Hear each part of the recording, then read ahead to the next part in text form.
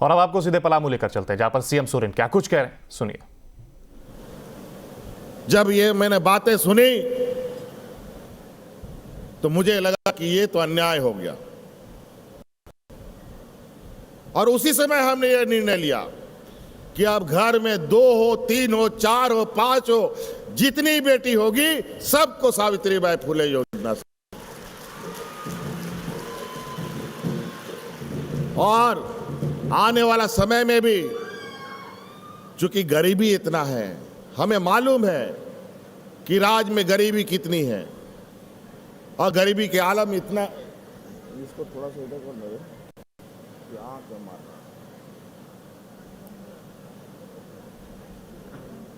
ये थोड़ा सा इधर।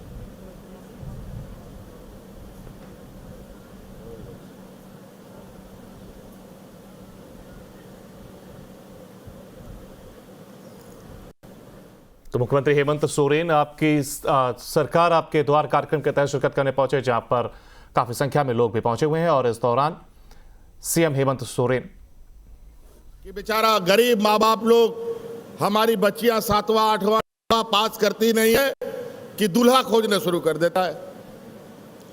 क्या करेगा बेचारा, बेटी है उसको तो कल शादी नहीं देना है, लेकिन अब ये काम नहीं करना है।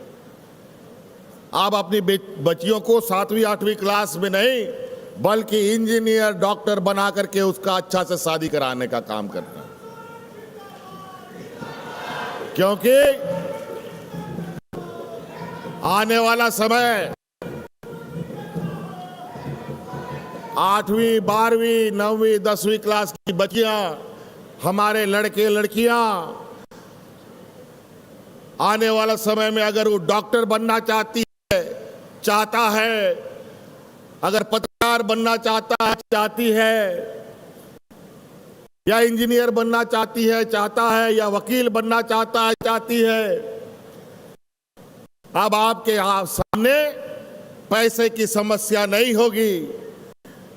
आपको जो भी पढ़ाई पढ़ना है, आपको पता है इंजीनियर वकील डॉक्टर पढ़ने के लिए कितना पैसा खर्चा जाता है, लाख लाख रुपया, 5 लाख 10 लाख।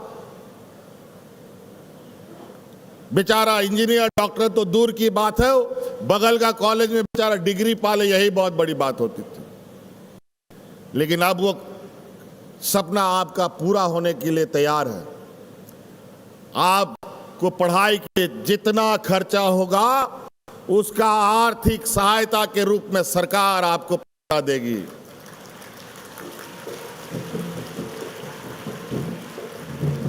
हम देंगे आपको पैसा।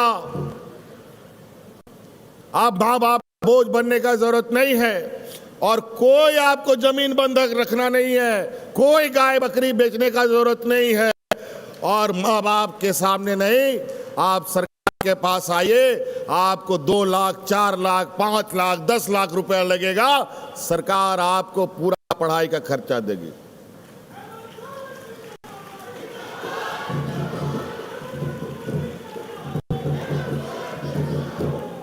और जब आप पढ़ाई कर लेंगे, डिग्री आपको मिल जाएगा, नौकरी आपको लग जाएगा, बड़ी बड़ी कंपनियों में अच्छा नौकरी लग जाएगा, तो सरकार आप जितना आपने सरकार से मदद लिया है, वो थोड़ा थोड़ा वापस कर दीजिएगा। ऐसा नहीं है कि जिस दिन आपको सरकार ने पैसा दिया उसी दिन आपको पैसा वापस करना है।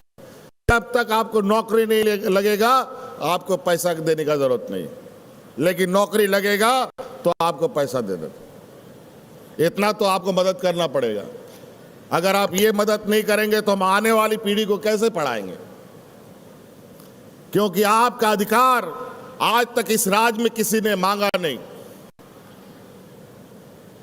आपको मालूम है, कोल इंडिया जैसी संस्था, इस देश में सबसे अधिक कोयला झारखंड से निकाला जाता है, और कोयला का बकाया पैसा भारत सरकार के पास 1,36,000 करोड़ रुपया है। जब हम सरकार में आए तो हमने अपना अधिकार मांगना शुरू किया। केंद्र ने भी कहा कि हाँ देंगे देंगे देंगे, लेकिन झुंझुना दिखाता गया। और इससे पहले 20 साल तक जिन सरकारों ने राज किया, कभी भी अपना अधिकार नहीं मांगा, और ये पैसा आपका पैसा था, और ये पैसा आज देने में आनाकानी करते हैं। चाहे वो पैसा बकाया का बात हो, चाहे गरीबों का आवास की बात हो, चाहे वो आपदा में सुखाड़ का राहत का मुआवजा हो, कुछ भी नहीं ये दे रहे। आज अपने बल पर हम लोग इस राज को खड़ा करने का कोशिश कर रहे हैं। आने वाला चुनाव के बाद ये राज 25 साल का होगा, युवा राज होगा, लेकिन इन लोगों ने इस राज को बीमारू राज बना दिया। लेकिन विगत 2 साल के अंदर हम लोगों ने इस राज के ग्रामीण अर्थव्यवस्था को और इस राज में जो ताकत भरने का प्रयास किया है, तो निश्चित रूप से 2025 में हम इस राज को उस जगह पर ले जाके खड़ा करेंगे जहां ये राज को किसी का बैसाखी की आवश्यकता नहीं पड़ेगी।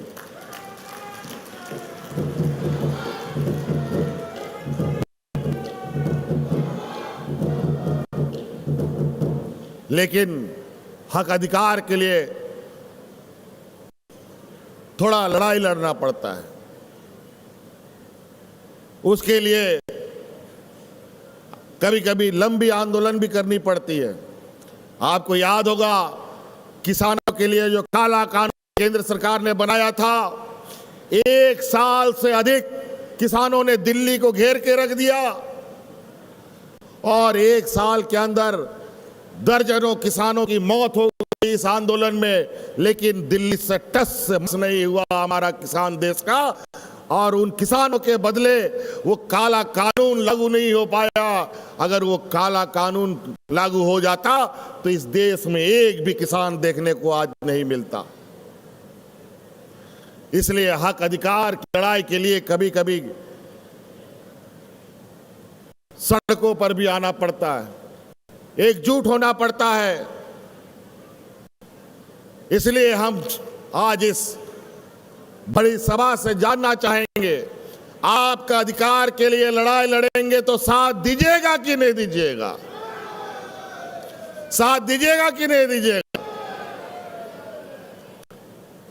तो इसीलिए अभी हमारे पास अगर 1,36,000 करोड़ रुपए का बकाया जो आजादी के बाद आज तक नहीं मिला,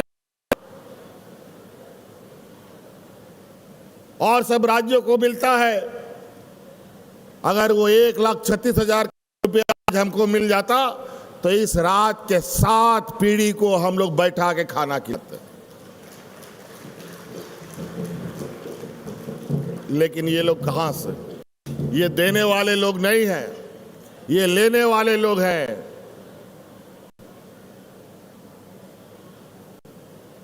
आज आप देख लीजिए, और बड़ा चतुराई से आपका जमा पूंजी लूट लेता है, आपको पता भी नहीं चलता है।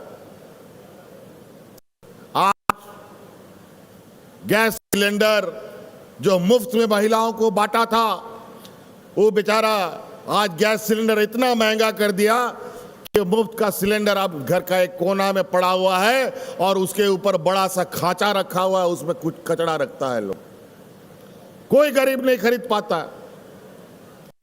महंगाई आसमान छू रहा है। आलू तेल के लिए लोगों को लाइन में, सरकारी दुकान के लाइनों में लगना पड़ता है। और 2014 से लेके आज तक पूरा देश का लोग विभिन्न समस्याओं से सिर्फ कतारों में ही लगे हैं। कभी नोटबंदी कर दो, कभी अनाज महंगा कर दो, कभी उल्टे सीधे ऐसे कानून को नीति निर्धारण करो कि इस देश का लोग तबाह रहे। सिर्फ चुनावों में झूठे वादे करते हैं, सभी को नौकरी देंगे, नौकरी कहां मिल रहा है?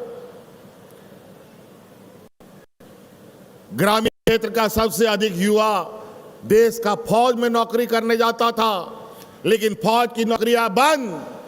अब आ गया अग्निवीर, और अग्निवीर मात्र 4 साल के लिए आपको नौकरी देगी, फिर सड़क में आज